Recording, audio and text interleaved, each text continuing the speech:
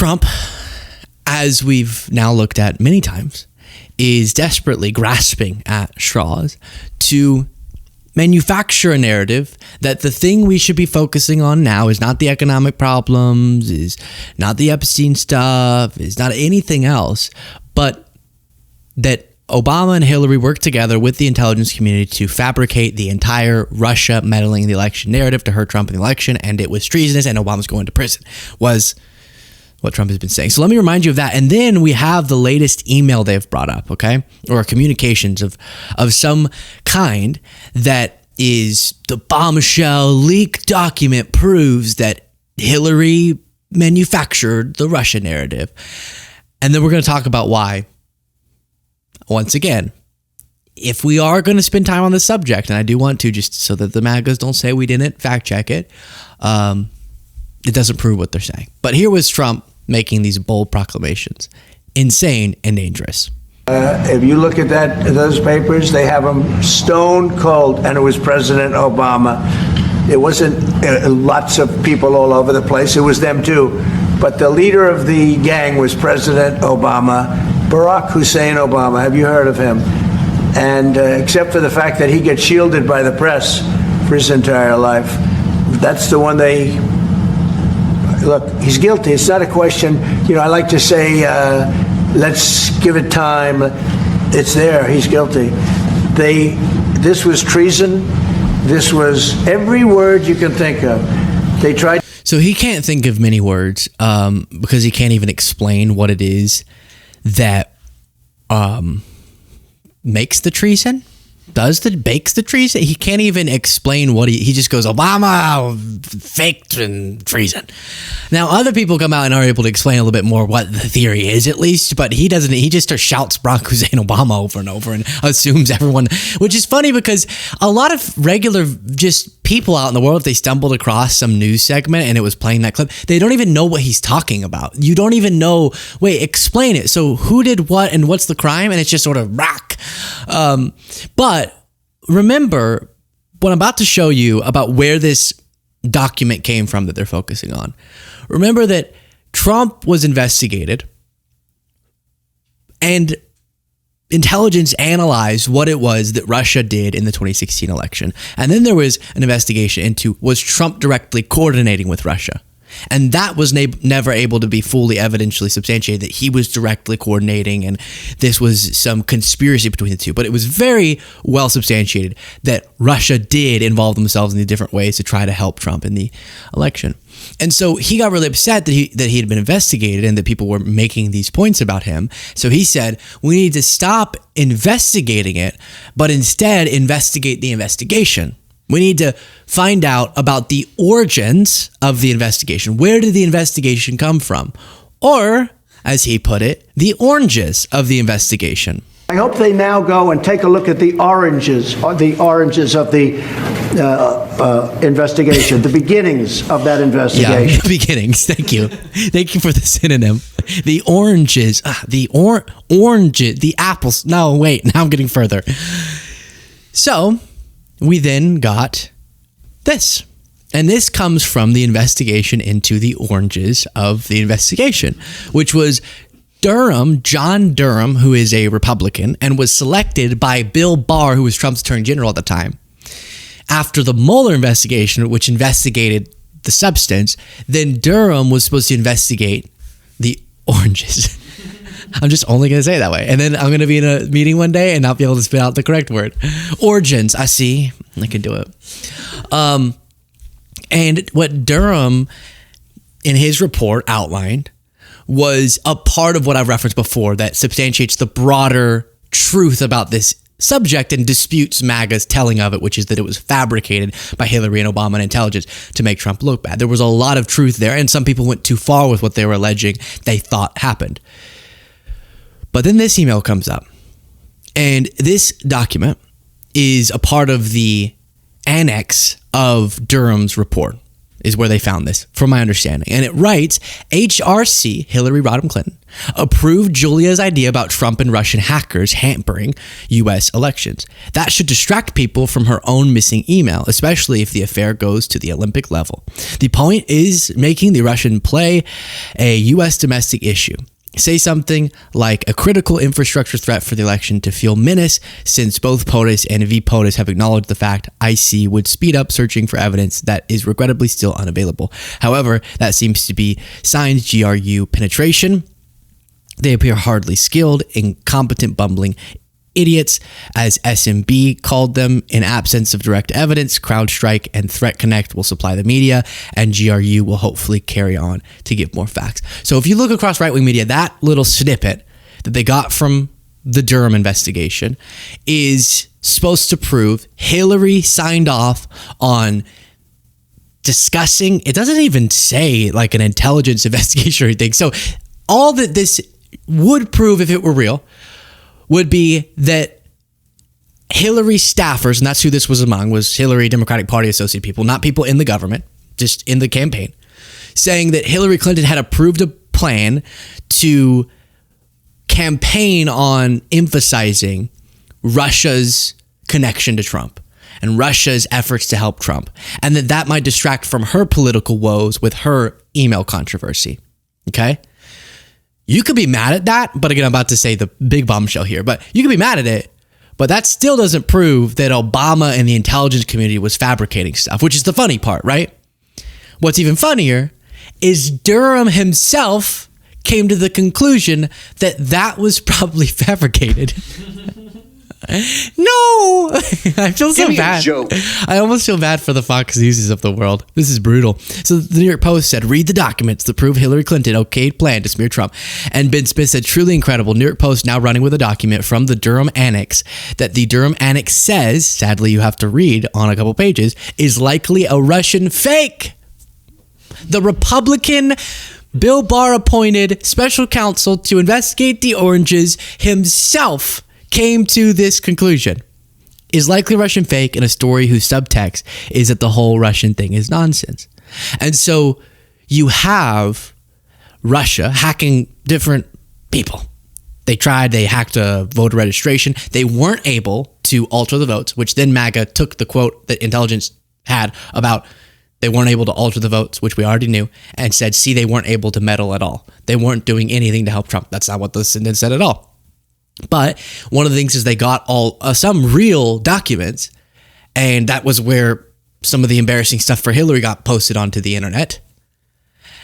And I guess upon trying to verify that communication and cross-checking it and analyzing and doing data analysis through the lens of smart people things, they came to the conclusion that this, and I guess other things, whenever these tranches of documents would be made public, would also have manufactured things in them. This is coming, not from me, if you're going, wow, Cope, coming from the guy that Trump and Bill Barr got to investigate the oranges.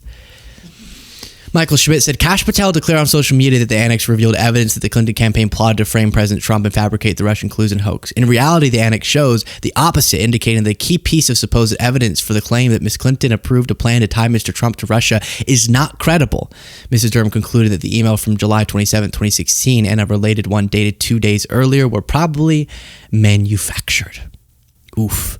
And the New York Times was the one who figured this out. You can just by reading. That's the thing that cracks me up.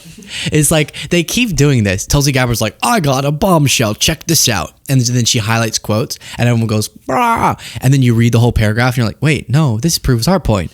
And then here, where they got it from, if they just read the surrounding context, demonstrates that, as the headline reads, Clinton planned emails were likely made by Russian spies, declassified report shows. So what they declassified proves the opposite point.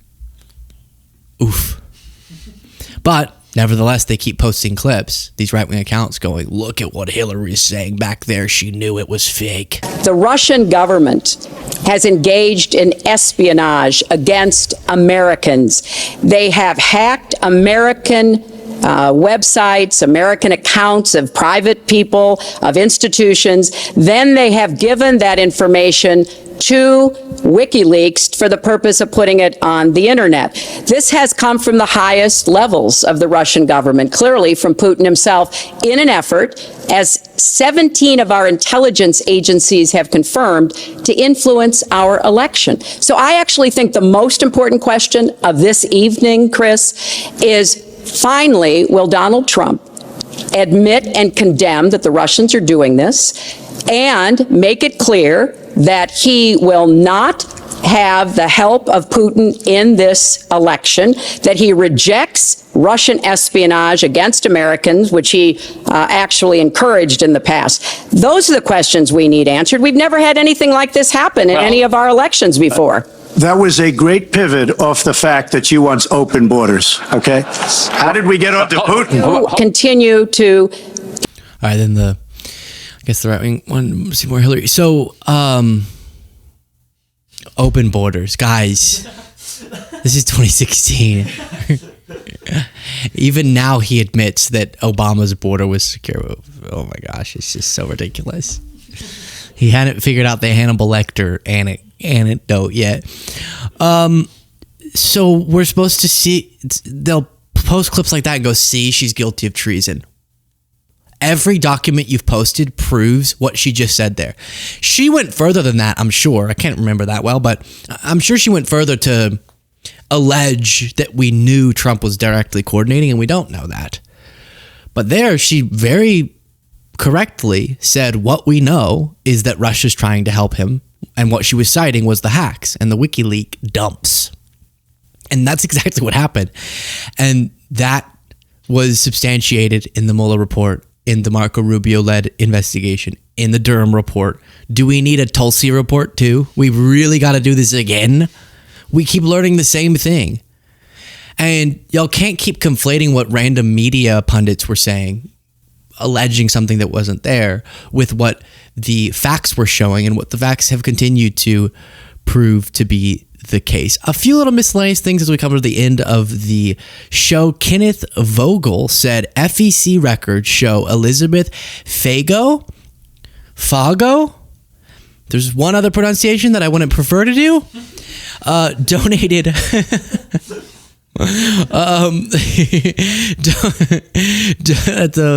DMs, like what the word that's always in the DM, that one, donated $1 million to MAGA Inc., the Trump super PAC, in April. So imagine this person, Elizabeth Fuggle, donating $1 million to a Trump super PAC. Then she attended a fundraising dinner with Trump at Mar-a-Lago where she had to spend money. Then she lobbied Trump to pardon her son, who had pleaded guilty to tax crimes. 3 weeks later, Trump issued the pardon. That is just corruption. That's all that is.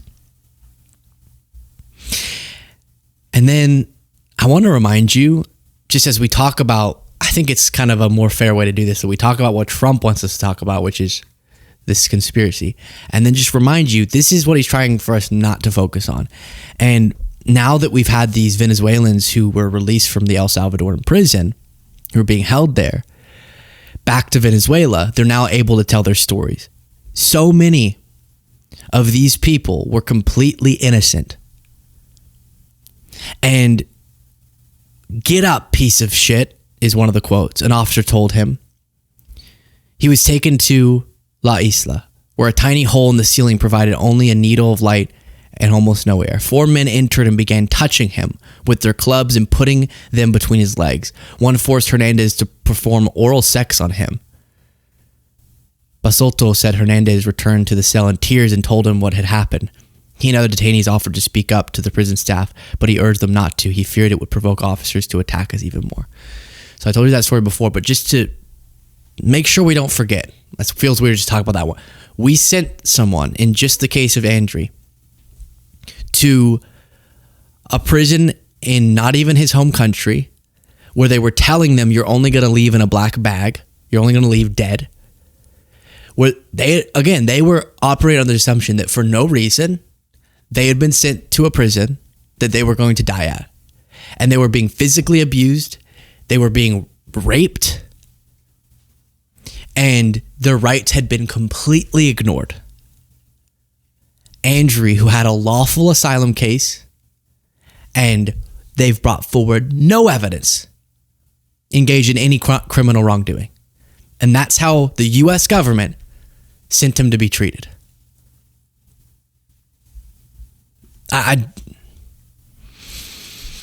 You can imagine why Trump would prefer us talking about Hillary Clinton.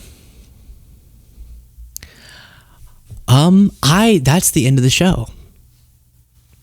That doesn't feel like a good place to end. I hope, I had a really good cheeseburger the other day. McDonald's cheeseburger. Right. Let me just try to leave you on a lighter note. That is so heavy, my goodness.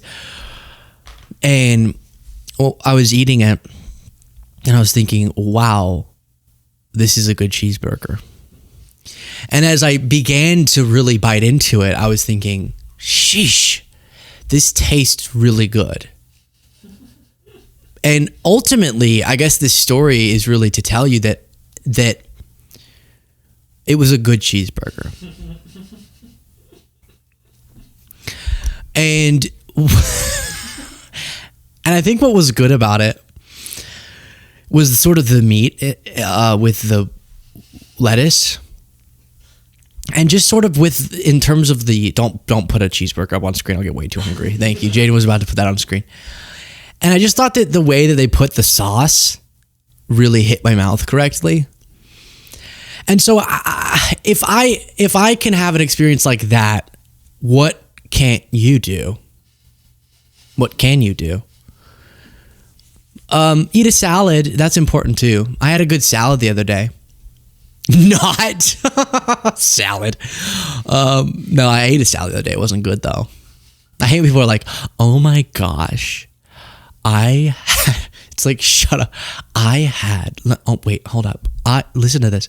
The other day, I had the most delicious salad. And it's like, virtue signal much. Okay, I get it. You eat salads. Like me too. I don't brag about it. No, I make it the best. How can something be the best if the category that it's in is necessarily not the best? The best would be the best, like the best thing you would want in your mouth. You're telling me you would rather that than like a milkshake. Now, you need that over milkshake often for health reasons, true. But let's not do this I had the best salad thing. Jaden put reach for the stars just as we're trying to get. I don't like the idea of sending you away on such a dark note.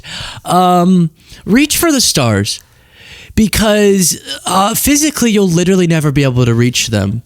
And so I think that says something about our dreams, which is that no matter how much we believe in them, they probably won't happen.